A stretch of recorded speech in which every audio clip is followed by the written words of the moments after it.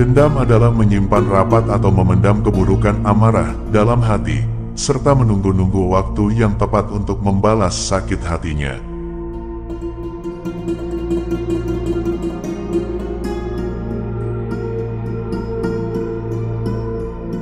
Sifat pendendam biasa dimiliki oleh seorang pemarah yang selalu menuntut balas, dan tidak mudah memaafkan orang lain serta keras kepala.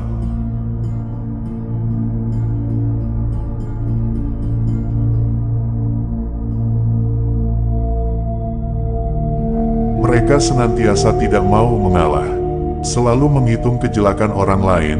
Orang semacam ini pun jika berbuat kesalahan maka orang lain pun tidak akan mau memaafkannya.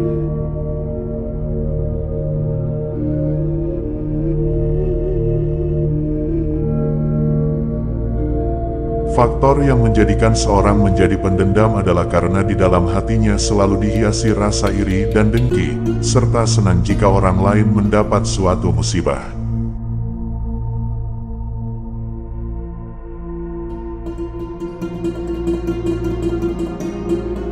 Dia merasa tidak nyaman jika ada orang lain yang saling mengasihi dan menyayangi.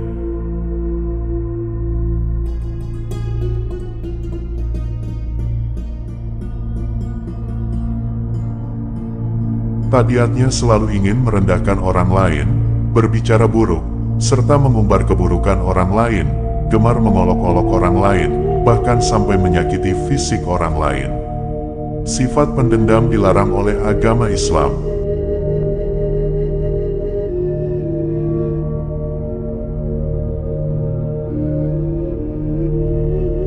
Hasud adalah mengharap hilangnya suatu kenikmatan yang dimiliki orang lain. Jika mengharap mendapat kenikmatan seperti yang didapat orang lain dan terpacu untuk bekerja keras untuk memperolehnya disebut ghibthah motivasi.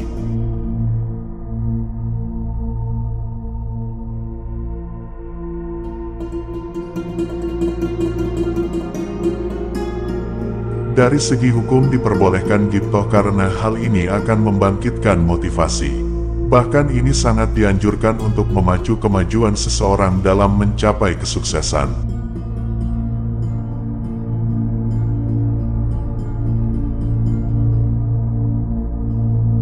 Oleh karena itulah Nabi memberi batasan, perbedaan antara mukmin dan kafir dalam sabdanya, seorang mukmin mempunyai motivasi, sedangkan seorang munafik selalu hasud.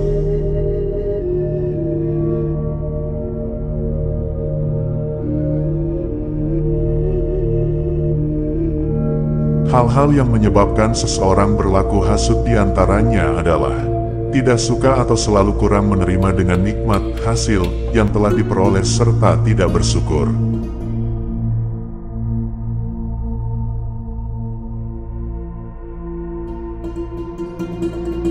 Orang yang hasud sebenarnya lemah, sehingga dirinya merasa tidak mampu mencapai tujuan sebagaimana yang dicapai orang lain.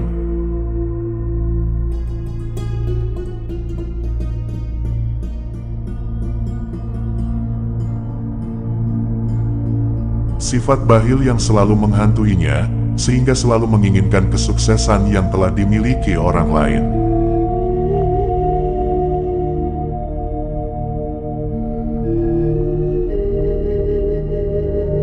Sifat hasud hanya dapat dilawan dengan berpegang teguh pada ajaran agama Islam, serta selalu waspada akan kemunculannya.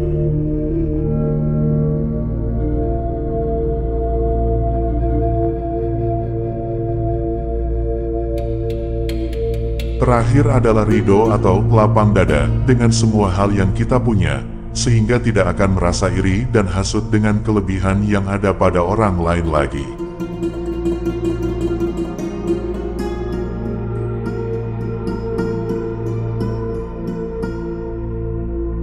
Namimah adalah menceritakan pembicaraan, perbuatan, atau tingkah laku seseorang kepada orang lain agar timbul permusuhan di antara keduanya.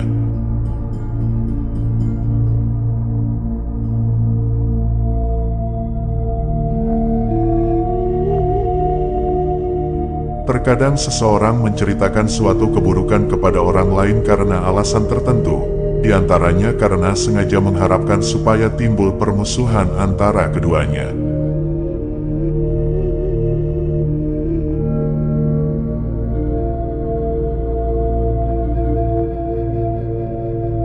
Ada juga karena rasa sayang terhadap orang yang diberitahu, sehingga dia berharap tahu akan keadaan yang sebenarnya.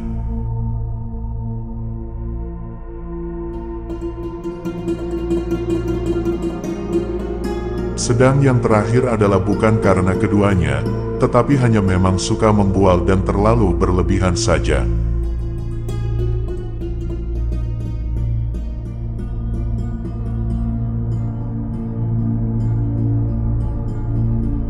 Hal yang dapat mencegah namimah adalah ilmunya yang dimilikinya sendiri, karena seseorang yang berilmu akan tahu betul akan bahaya namimah yang dapat menjadi permusuhan dan dendam.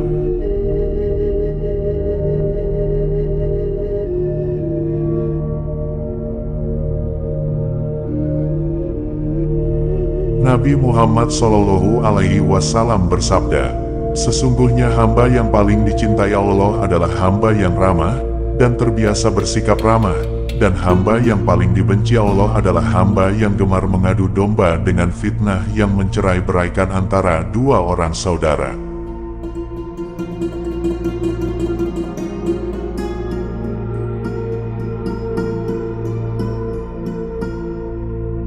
Gibah, menggunjing, artinya membicarakan keburukan orang lain meskipun di depannya, dengan maksud melecehkan.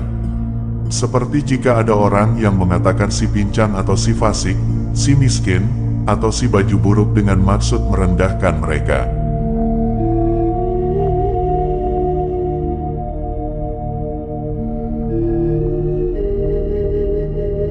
Gibah biasanya disebabkan beberapa hal, hasud, tamak atau rakus dengan segala kedudukan di dunia. Menjalani hidup hanya dengan gurauan, main-main, gemar mengolok-olok orang lain.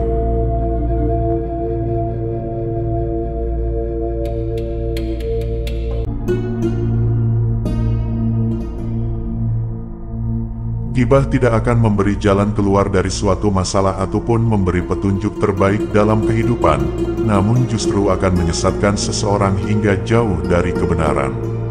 Allah SWT sangat mencela perbuatan gibah. Di dalam Al-Quran dikatakan,